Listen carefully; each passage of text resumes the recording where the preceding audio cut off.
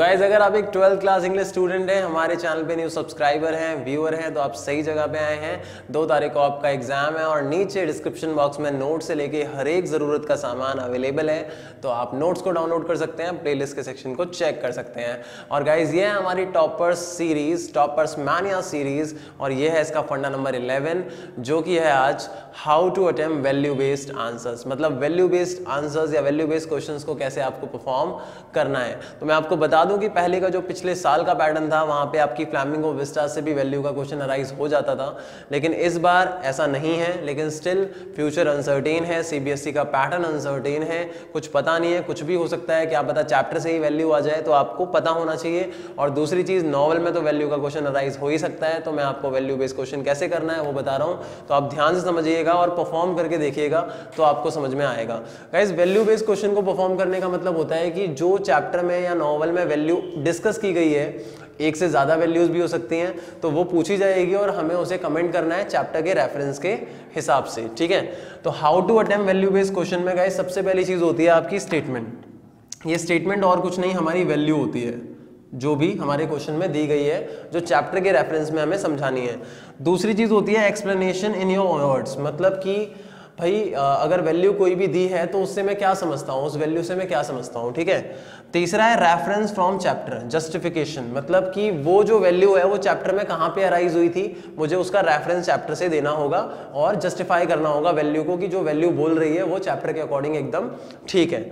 फिर hence proven का मतलब कि भाई ये जो चैप्टर का रेफरेंस है उसमें ये वैल्यू दिखाई गई और उसके अकॉर्डिंग ये वैल्यू जो है एकदम जस्टिफाइड है, तो ये प्रूव हो जाता है कि ये बिल्कुल ठीक है, ठीक है।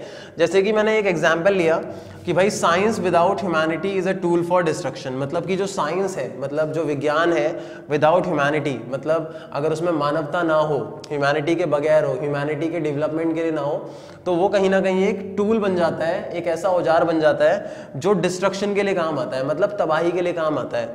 तो यहाँ पे हमें एक्सप्लेन करता है with the reference of the novel invisible man के, ठीक है। अब मान लो मुझे यही चारों पॉइंट्स अप्लाई करने हैं, तो मैं कैसे कर सकता हूँ। सबसे पहले तो मेरी स्टेटमेंट वैल्यू, मतलब जब मैं आंसर लिखूंगा तो मैंने पहले स्टेटमेंट लिख दी इन्वर्टेड कॉमा में कि भाई science without humanity is a tool for destruction. अब इसकी एक्सप्लेनेशन लिखूंगा तो मैं लिख सकता हूं कि it means that science is always used for development of the Mankind, for the humanity, but if it is not doing something for humanity and further it is destroying, or we may say it is somehow spoiling humanity, it is going against humanity, so it is a tool of destruction. It means it will somehow spoil our humanity, it will somehow spoil our society। तो मैंने इसको इस तरीके से यहाँ पे refer कर दिया कि इस वैल्यू का मतलब क्या है, ठीक है। फिर उसके बाद मैं रेफरेंस ले सकता हूँ जो कि नॉवल से लूंगा कि as we can see, next paragraph से ले सकते हैं, as we can see in the novel that is the invisible man by H G. Wells, where Griffin who was a scientist who used his rare discovery for the destruction of humanity in the last. तो कैसे कैसे उसने destruction के लिए use किया वो पूरा आप जस्टिफिकेशन, उसने जो जो एक्शंस किए हैं वो सब आप यहाँ पे रेफरेंस में लिख सकते हो। और लास्ट में आपका क्या जाएगा, hence proven. So with the example of invisible man where Griffin used his discovery for the destruction of humanity, we can say that science without humanity is a tool for destruction. So guys I hope आपको समझ में आया होगा कि value based question कैसे answer करना है। इन points की मदद से आप चाहो तो अपने चैप्टर्स की जो वैल्यू है वो भी आंसर कर सकते हो, और इसको प्रैक्टिस करके जरूर देखना, क्योंकि practice makes a man even a woman perfect. तो गाइज ये था हमारा आज का वीडियो, आज का फंडा जो कि था फंडा नंबर 11।